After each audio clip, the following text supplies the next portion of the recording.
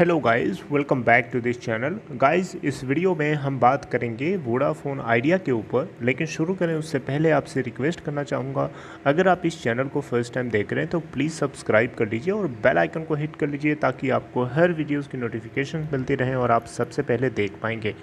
Vodafone idea की अगर हम बात करें तो कल वेडनेसडे के दिन यानी 12 मई 2021 को 8.15 की ओपन प्राइस के बाद 8.10 का लो बनाता है और 9.15 का लगभग ₹1 पूरा एनएससी पे ₹1 का ऊपर का अपर लेवल हिट करता है। देखें अगर तो आप टोटल वॉल्यूम एनएससी के ऊपर 397.8 मिलियन ट्रेड करता है, लगभग 39 करोड़ 78,84,076। डिलीवरी परसेंटेज अगर आप देखें तो मजाक नहीं है, 48.33%। देखिएगा 50% के क्लोज डिलीवरी उठाई गई है। मतलब कहीं ना कहीं लोगों का भरोसा वापस इस कंपनी में आने लग रहा है। पीछे का कारण क्या है मैं आपसे भी डिस्कस करूंगा, लेकिन बीएसई के ऊपर भी सिचुएशन को हम देखेंगे।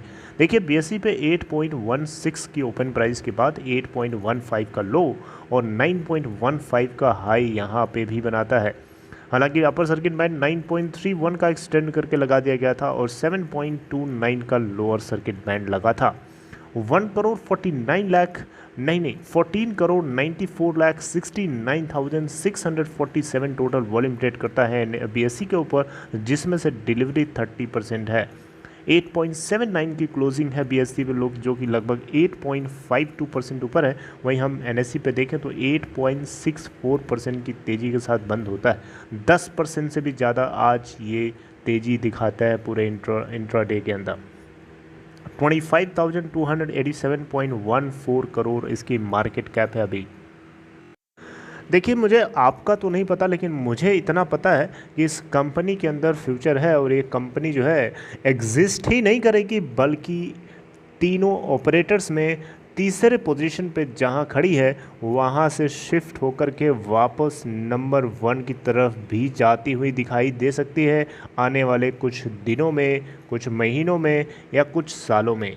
इसके पीछे कारण है कि कंपनी का जो मैनेजमेंट है वो पूरी तरीके से प्रतिबद्ध है, यानी पूरी तरीके से कॉन्फिडेंट है कि वो जितने भी लोग हैं, जितने भी और ऑपरेटर्स हैं, यानी स्पेशली रिलायंस जियो और भारती एयरटेल, सबसे ज़्यादा यहाँ पर राइवल रिलायंस जियो है, इसको मात देना यानी इसको गिराना, इसको आगे ना चढ़ने देना, ये कंपनी का मैनेजमेंट पूरी तरीके से जानता है। क्योंकि कंपनी का जो मैनेजमेंट है उसको अच्छे से पता है कि रिलायंस जियो की अंदर से क्या चाल है, वो चाहता क्या है, ये अच्छे से पता है। ये अलग बात है कि कुमार मंगलम बिरला और वोडाफोन पीएलसी के जो यूके बेस्ड जो कंपनी है उसके जो प्रमोटर हैं, ये दोनों हो सकता है फ्रेश इक्विटी जो है इसके अंदर अभी ना लगाने के मूड में है, ज़रूर है, लेकिन इसका मतलब ये बिल्कुल नहीं है कि ये इसको यूं ही जाने देंगे। बिल्कुल भी ऐसा ना सोचिए। और ये जो आपको तेज़ी दिखाई दे रही है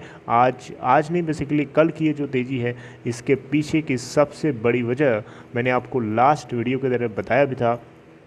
कंपनी ने फरवरी महीने के अंदर जो है 6,52,625 सब्सक्राइबर्स जो है, लगभग 0.65 मिलियन सब्सक्राइबर्स इन्होंने जो है ऐड किया है। जबकि इससे कॉन्स्टेंटली, इससे पहले 15 महीने से लगातार कंपनी जो है हर क्वार्टर के अंदर जो है, हर महीने के अंदर इवन जो है इनके सब्सक्राइबर्स लूज़ होते आ रहे थे। लेकिन पहली बार ऐसा हुआ, इससे पहले भी इन्होंने जनवरी महीने का जो डेटा शो किया था उसके अंदर कुछ एरर्स थी, लेकिन इस बार एरर नहीं है। इस बार जो है ट्राई की तरफ से ये डेटा जो है रिलीज़ किया गया है।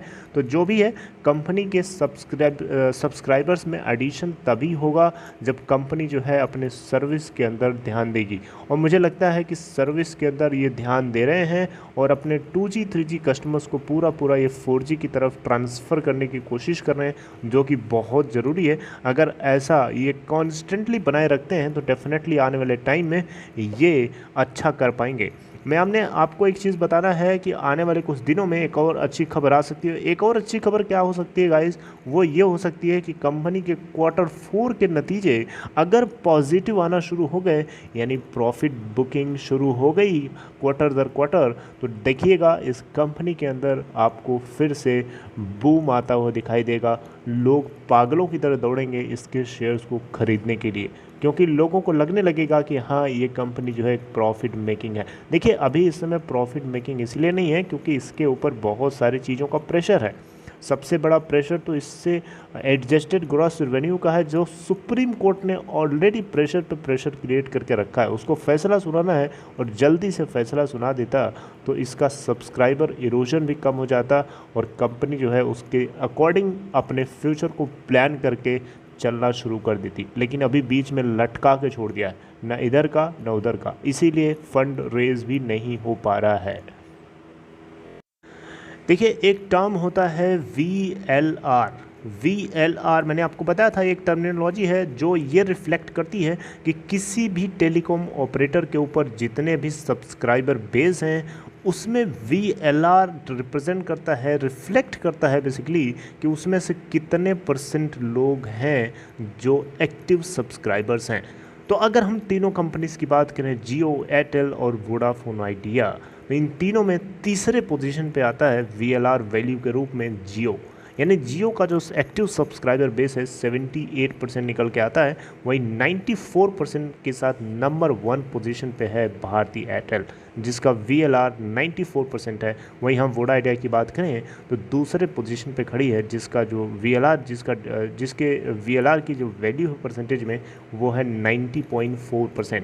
तो आप देख सकते हैं एक्टिव सब्सक्राइबर्स की जो एक्टिव सब्सक्राइबर्स को मेजर करने के लिए जो मेट्रिक है VLR, वो वोडा आइडिया के लिए उसको सेकंड पोजीशन पर ले आके खड़ा करता है, जिससे साबित होता है कि वोडाफोन आइडिया लिमिटेड आने वाले टाइम में रिलायंस जियो को ना सिर्फ दबा के नीचे ऊपर चढ़ जाएगा बल्कि इस पोजीशन में जियो हो सकता है कि आने वाले टाइम में वो सर्वाइव भी ना कर पाए। देखिए मेरी बातें कुछ ज़्यादा ही ओवर हो गई, लेकिन कहीं ना कहीं ये जियो के लिए मेरा फ्रस्ट्रेशन है क्योंकि जियो की वजह से ऐसा वोडाफोन आइडिया के साथ हुआ। क्योंकि जियो जिस तरीके से गवर्नमेंट के साथ मिल करके बटरिंग, जो चापलूसी बोलते हैं ना उसे बटरिंग करना, वो अगर रिलायंस वोडाफोन आइडिया भी अगर कर रहा होता तो शायद ये पोजीशन ना होती आज वोडा आइडिया की मार्केट के अंदर।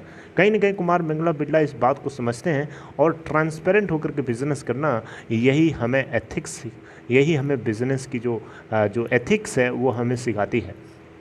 आप कोई बिज़नेस करें ट्रांसपेरेंट होकर करें, उसमें चापलूसी चोरी करके वो 2 दिन 4 दिन का चलता है यार, ऐसा नहीं है। सत्यमेव जयते, इसका मतलब आप जानते हैं, इसका मतलब बहुत डेप्थ में है। अगर आप समझेंगे ये वही समझ पाएगा जिसको, जो ट्रांसपेरेंटली रहता है, जो ट्रांसपेरेंटली काम करता है।